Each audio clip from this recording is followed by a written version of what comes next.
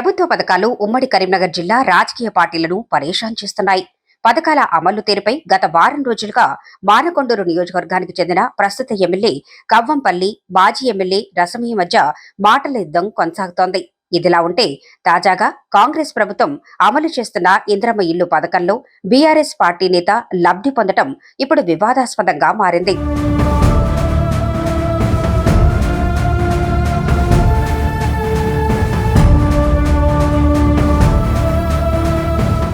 BRS లో ఉండి కాంగ్రెస్ ప్రభుత్వం అమలు చేస్తున్న పథకంలో ఎలా లబ్ధి పొందుతావంటూ ఆగ్రహించిన అధిష్టానం అతన్ని పార్టీ నుండి సస్పెండ్ చేస్తూ ఆదేశాలు జారీ చేసింది.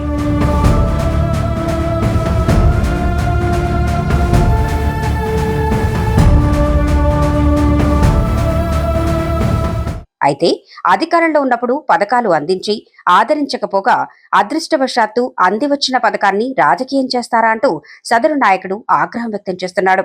తనకు షోకాజ్ నోటీసు ఇవ్వకుండా పార్టీ నుండి సస్పెండ్ చేయటాన్ని ఖండిస్తున్న బొల్లం శ్రీనివాస్తో మా ప్రతినిధి సంతోష్ ఫేస్ టు ఫేస్.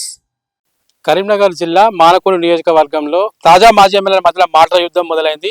అధికార పార్టీకి చెందినటువంటి కవ్వంపల్లి సత్యనారాయణకు సంబంధించినటువంటి వర్గీయులకే కేవలం ఇందిరమ్మ ఇల్లు కానీ పథకాలు అందుతున్నాయని మాజీ ఎమ్మెల్యే అయినటువంటి బీఆర్ఎస్ పార్టీ రసమయ్య బాలకృష్ణ ఆరోపణలు చేసినప్పటికీ ప్రస్తుతం మనం మానకొండ మండలంలోని కొండపల్క గ్రామంలో ఉన్నాం.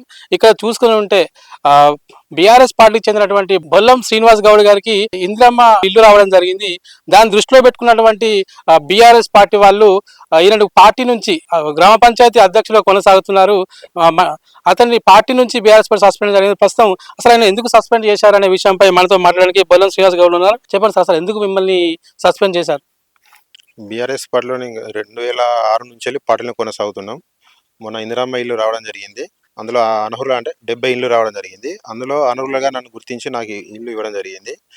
దాన్ని ఉద్దేశించుకొని ఏంటంటే నా ఒక్కని కాదు, టీఆర్ఎస్ వాళ్ళకు కూడా ఇంకా వచ్చినాయి, టీఆర్ఎస్ వాళ్ళకి వచ్చినాయి, బీజేపీ వాళ్ళకు కూడా ఇల్లు వచ్చినాయి. అందులో ఏంటంటే కొంతమంది నా కక్ష సాధింపు కొరకు ఆయన కాంగ్రెస్కు వ్యతిరేకంగా పనిచేస్తున్నా అని చెప్పేసి వాళ్ళ కక్ష సాధింపు కోసం నన్ను బీఆర్ఎస్ పార్టీకి సస్పెండ్ చేయడం జరిగింది. మీరు ఇవ్వపోతే ఇచ్చిన వాళ్ళని కూడా నాకు ఇచ్చినందుకు కూడా ఎందుకు ఇచ్చినామని చెప్పేసి నన్ను పార్టీకి సస్పెండ్ చేయడం అది చాలా బాధాకరం. కనీసానికి ఒక అధ్యక్షుడిని సస్పెండ్ చేస్తున్న కనీసానికి ఇన్ఫర్మేషన్ అనేది ఇవ్వాలి. ఇవ్వకుండానే డైరెక్ట్ వాళ్ళే గ్రూప్లకి వెళ్ళి రిమూవ్ చేసి ఇట్లా చేయడం జరిగింది. ఇది చాలా బాధాకరం. అంటే ఎందుకు మీరు ఏమైనా పార్టీ వ్యతిరేక కార్యకలాపాలను పాల్పడ్డారా? ఎన్ని సంవత్సరాలకి వెళ్ళి అసలు ఈ యొక్క బీఆర్ఎస్ పార్టీలో కొనసాగుతున్నారు? సస్పెండ్ చేయడానికి గల ప్రధాన కారణాలు ఏంటి? అంటే నాకు ఇల్లు రావడం వల్ల ఏంటంటే ఇల్లు వచ్చింది, ఆయనకు మన బీఆర్ఎస్ ఆయనకి ఇల్లు రావడం ఏంది అనేది ఒక ఉద్దేశం పెట్టుకొని కొంతమంది నాయకులు ఉంటారు కదా, మాకు పడని వాళ్ళు. ఇప్పుడు మా విలేజ్లో కొంతమంది మా బీఆర్ఎస్ నాయకులు ఉన్నారు, మండల నాయకులు ఉన్నారు. వాళ్ళు ఏంటంటే మన మీద పడక వీళ్ళ ఏదో ఆయనతో ఉన్నారు కాబట్టి ఉద్దేశం కొద్దే పార్టీలోకి వెళ్ళి తీసేయడం జరిగింది. అంటే మీరు గతంలో కూడా ఇప్పుడు బీఆర్ఎస్ మాజీ ఎమ్మెల్యే రసమయ్య బాలకృష్ణ దగ్గర కూడా పనిచేసినట్టు కూడా ఒక చెప్తున్నారు వాస్తవానికి. అలాంటప్పుడు మిమ్మల్ని సస్పెండ్ చేయడం గల ప్రధాన కారణం ఏంటిది? ఇదే గ్రామంలో కూడా 4 బీఆర్ఎస్ పార్టీ కార్యకర్తలు కూడా ఇండ్లు వచ్చినాయి అంటున్నారు. వాళ్ళని కూడా సస్పెండ్ చేయకుండా కేవలం ఎక్స్పెషల్లీ మిమ్మల్ని సస్పెండ్ చేయడం గల ప్రధాన కారణం ఏంటి?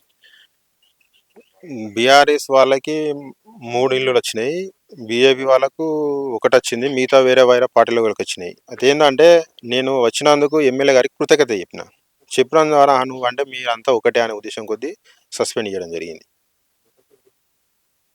అంటే మీరు మీ పార్టీ అధిష్టానానికి ఏమైనా కంప్లైంట్ చేశారా? నేను ఏం చేయలేదు, కంప్లైంట్ ఏం చేయలేదు. వాళ్ళే ఇక చెప్పలేదు, చేయలేదు, వాళ్ళే కంప్లైంట్ వాళ్ళే చేసేసారు. భవిష్యత్తు కార్యాచరణ మీది ఏ విధంగా ఉండబోతుంది? ఎందుకంటే పార్టీకి సస్పెండ్ అయ్యారు, ఇదే పార్టీలో కొనసాగుతారా? లేకపోతే ఇప్పుడు ఇందిరా మిల్లి అంటారు అదే కాంగ్రెస్లోకి వెళ్తారా? లేకపోతే బీజేపీలోకి ఇట్లా చేరే అవకాశం ఉందా? ఎందుకంటే అలాంటి ఆలోచన లేదు. నేను రసమయ్య కూడా పర్సనల్ ఫోటోగ్రాఫర్ చేసిన 2 నెలలు ఆయనతో ఉన్న, పర్సనల్ ₹1 తీసుకోకుండా వర్క్ చేసిన ఆయనకి. ఆయన కూడా కొంచెం ఆలోచించలేదు. సరే దాని విషయం అది ఆయనకు వ్యక్తిగతంగా ఆయన తెలిసి ఉండాలి. మిగతా ఏందనేది ఇక త్వరలో చెప్పబోతా. తెలంగాణ ఉద్యమంలో 2009 నుంచి నేను పనిచేయడం జరుగుతుందని బొల్లం శ్రీనివాస్ గౌడ్ గారు చెప్పడం జరుగుతుంది. కేవలం ఇందిరమ్మ ఇల్లు ఇవ్వడం ద్వారానే నన్ను పార్టీని సస్పెండ్ చేయడం జరిగిందని ఆయన స్వయంగా చెప్పడం జరుగుతుంది. నేను ఏ పార్టీలోకి వెళ్ళను, ఖచ్చితంగా బీఆర్ఎస్ పార్టీలో కొనసాగుతానని ఆయన స్పష్టంగా చెప్పడం జరుగుతుంది. ఈ యొక్క గ్రామంలో బీఆర్ఎస్ పార్టీ నుంచి 4 ఇండ్లు వచ్చినా కానీ ఎవరి మీద చర్యలు తీసుకోకుండా కేవలం నా మీద కక్షపూరిత చర్యలు చేపట్టి నన్ను పార్టీకి సస్పెండ్ చేయడం జరిగిందని ఆయన స్వయంగా చెప్పడం జరుగుతుంది.